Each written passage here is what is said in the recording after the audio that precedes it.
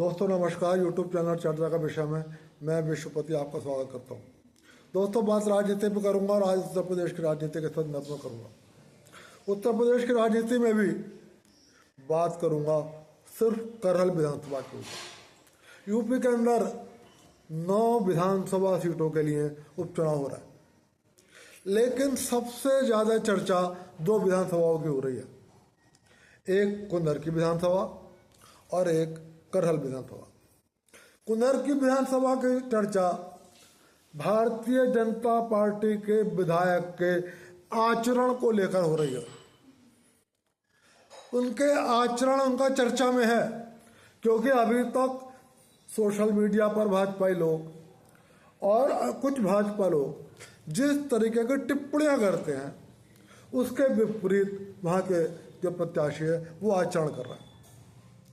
वहां एक नया बदलाव यह आया है कि हिमाचल प्रदेश में एक एसपी है इल्मा अफरोज, ये मुस्लिम है और मुरादाबाद जिले की रहने वाली है।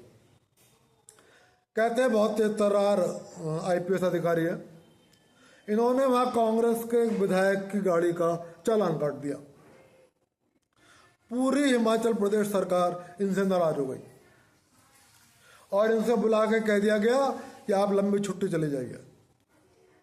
वो अपना सारा सामान बांध के मुरादाबाद अपने घर में आ गई। फिलहाल कुंदरकी में अब इल्मा अफरोज की चर्चा है और भाजपा के लोग सपाइयों से पूछ रहे हैं कि भाई वो तो ईमानदार अधिकारी है और मुस्लिम अधिकारी है और कांग्रेस पार्टी का राज है, बताओ क्या यही व्यवहार होगा मुस्लिम अधिकारियों के साथ? तो फिलहाल कुंदरकी में एक नया चेंज आया है कि अब वहां भाजपा के प्रत्याशी के आचरण के अलावा कांग्रेस सरकार द्वारा इल्मा अफरोज को जबरदस्ती छुट्टी पर भेजने के कारण उनकी भी एंट्री हो गई है। लेकिन मैं कुंदरकी पे एक वीडियो बना चुका हूं, आज बात करूंगा सिर्फ करहल पर।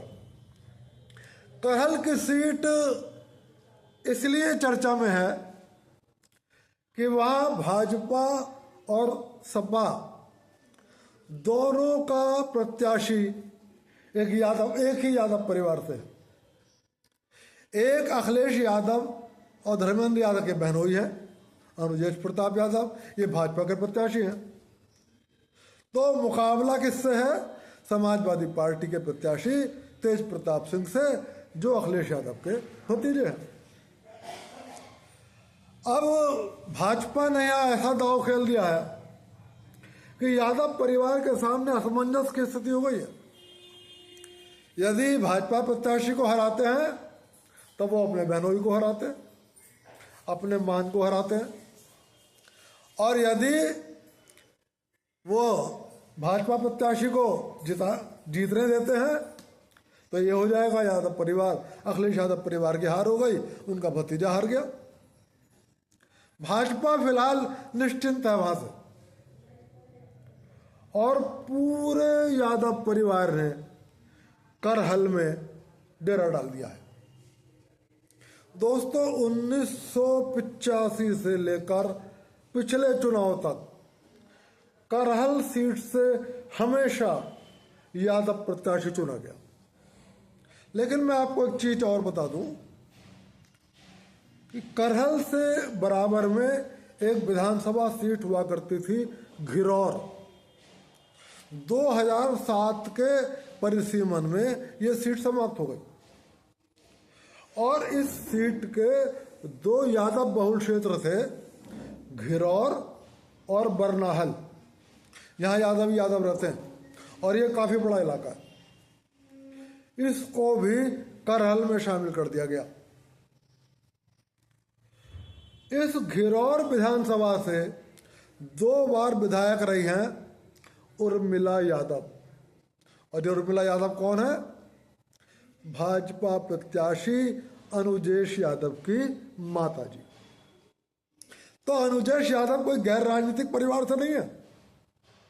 उनकी मां 2 बार विधायक रह चुकी हैं, यादव बहुल क्षेत्र से रह चुकी हैं, और अब उनके इलाके का जो यादव इलाका था वो करहल विधानसभा में ही आ गया है।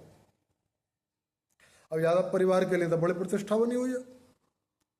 जो यादव परिवार, जो अखिलेश यादव कहीं जाते हैं तो बड़ी बड़ी रैलियां होती हैं, उनकी रैलियों के लिए बसें लगाई जाती हैं, ट्रैक्टर ट्रॉलियाँ लगाई जाती हैं, गाड़ियाँ लगाई जाती हैं कि भाई मैदान भरना है, भीड़ जुटानी है, नेताजी को दिखाना है कि हमारे पास कितने लोगों की भीड़ है।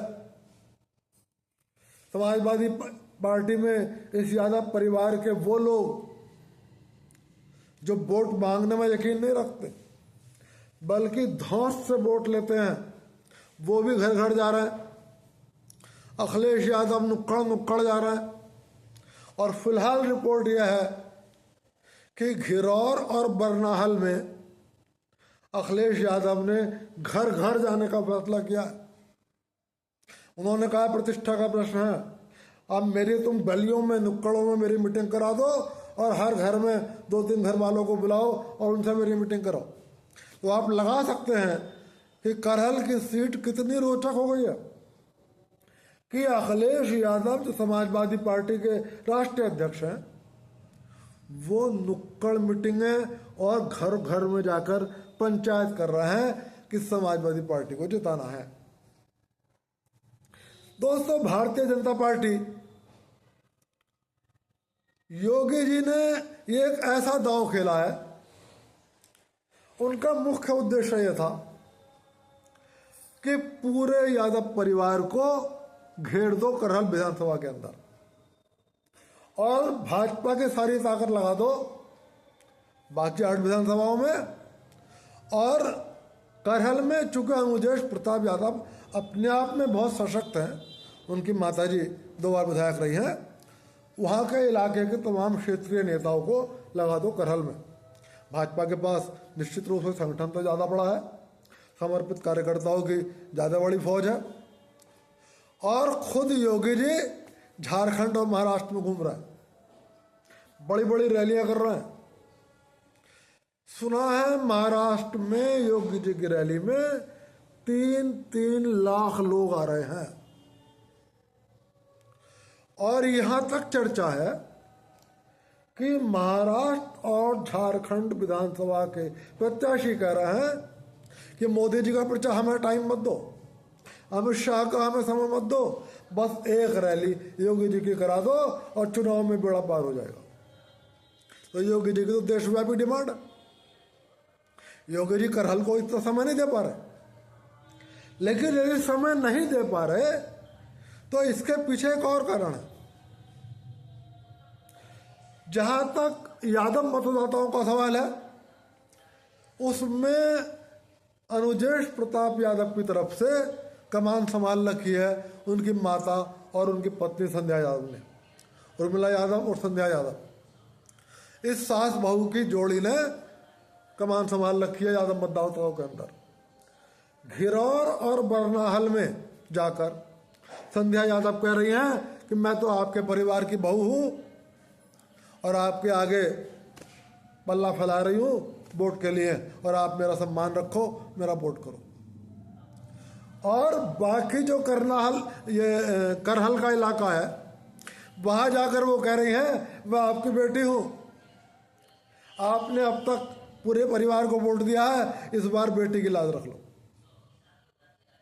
तो यादवों के सामने बड़ा असमंजस है।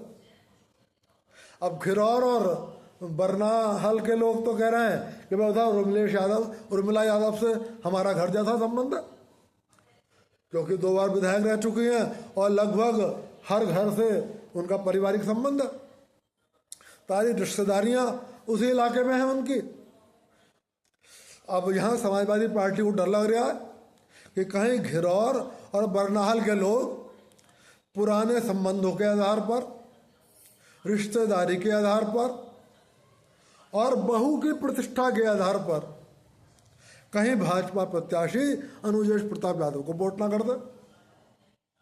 और उधर करहल में ये लग रहा है कि कहीं तमाम वो यादव महिलाएं और बुजुर्ग यादव ये ना सोचें कि भाई मुलायम सिंह को वोट बहुत दे लिया, अखिलेश यादव को वोट बहुत दे लिया, इस बार बेटी वोट मांगने आई है तो बेटी को वोट दे दो। तो ये डर लग रहा है यादव परिवार को।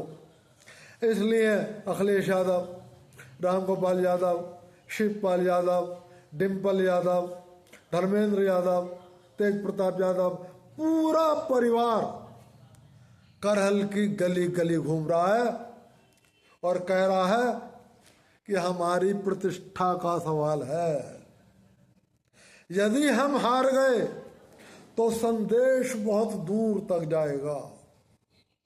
उनका कहना है कि यदि हम चुनाव हार गए तो पूरे यूपी में, पूरे उत्तर प्रदेश में मुसलमान कहेंगे कि जब करहल के यादव तुम्हारे साथ नहीं है तो हम तुम्हें प्रदेश का नेता कैसे मान लें। वो कह रहे हैं कि यदि हम करहल हार गए तो कांग्रेस हम पर दबाव बनाएगी कि तुम तो करहल हार गए, जहाँ यादवों का 1,25,000 वोट है, तो मुझे सीटें ज़्यादा दो। तुम तो यादवों का भी वोटर के भी नेता नहीं हो, यादवों की पार्टी भी नहीं रह गई। ये सारे प्रश्न यादव परिवार के लोग मतदाताओं के सामने उठा रहे हैं। अनुजेश प्रताप यादव किस बात पर टिके हुए हैं कि वहां पर 1,25,000 तो होगा यादव वोट, लेकिन शाक के वोट बहुत है, कायस्थ वोट भी काफ़ी है, ठाकुर वोट भी काफ़ी है और दलित वोट भी काफ़ी है। दलित मतदाता वहां पर यादवों की दबंगई से परेशान रहता है।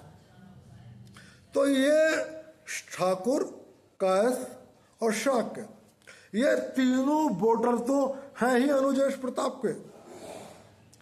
यदि दलित वोटर भी अनुजेश प्रताप यादव के साथ आ गया और घिरौर और बरनाहल के यादव वोटों ने अनुजेश प्रताप यादव को वोट दे दिया, तो दोस्तों 23 तारीख को बहुत ही अचरज भरा चुनाव परिणाम आएगा। लेकिन ये कहना आसान नहीं है, क्योंकि यादव परिवार ने भी प्रतिष्ठा का प्रश्न बना रखा है। अखिलेश यादव ने सारी विधानसभाएं भूल रखी हैं। शिवपाल सिंह जी का व्यक्तिगत रूप से पकड़ बहुत ज़्यादा है। रामगोपाल यादव की कोई यादवों में कोई बहुत पकड़ नहीं है। लोग तो यहाँ तक कहते हैं कि यदि शिवपाल सिंह यादव और अखिलेश यादव एक घर में बैठ जाएं तो रामगोपाल जी प्रधानी का चुनाव नहीं जीत सकते। जो पकड़ है वो अखिलेश यादव की है या शिवपाल यादव की है, और शिवपाल सिंह यादव ने वही डेरा जमा रखा है। फिलहाल वो पूरी तरीके से अखिलेश यादव के साथ है, तो इसलिए बहुत आसान नहीं है। और अखिलेश, लेकिन एक चीज ध्यान रखना कि सपा के प्रत्याशी की जीत यादवों पर ही निर्भर करती है। उन्हें शाक्य वोट नहीं मिलेंगे, उन्हें ठाकुर वोट बहुत कम मिलेंगे, ना के बराबर, और उन्हें कायस्थ वोट भी नहीं मिलेंगे, और दलित वोट भी सपा को तो नहीं मिलेंगे। तो यदि घिरौर और बरनाहल के यादव मतदाताओं ने बहू के प्रति सम्मान प्रकट किया, उर्मिला यादव से अपने पुराने संबंधों का ध्यान रखा, अनुजेश प्रताप यादव जो खुद बहुत व्यवहारिक बताए जाते हैं और क्षेत्र में उनकी बहुत अच्छी पकड़ बताई जाती है, यदि उनका साथ दिया तो करहल विधानसभा अखिलेश यादव के लिए बहुत भारी पड़ने वाली है। लेकिन अखिलेश यादव इन सब चुनौतियों से पार पाएंगे या पार नहीं पा पाएंगे, ये पता लगेगा आपको 23 नवंबर को। देखते रहिए जब तक आप मेरा YouTube चैनल चर्चा का विषय। मैं हर नई बात, हर नया विश्लेषण और चुनाव में उभरता हुआ हर नया मुद्दा लेकर आपके सामने आता रहूँगा। आपको नई चर्चा, नया विषय जानने के लिए कहीं पर भी जाने की जरूरत नहीं है, और सुनते रहिए, देखते रहिए चर्चा का विषय। आज की बात दोस्तों ये समाप्त कर रहा हूँ, और फिर निवेदन कर रहा हूँ कि यदि वीडियो पसंद आए तो लाइक कर देना, चैनल को सब्सक्राइब कर देना। आप सभी को मेरा नमस्कार।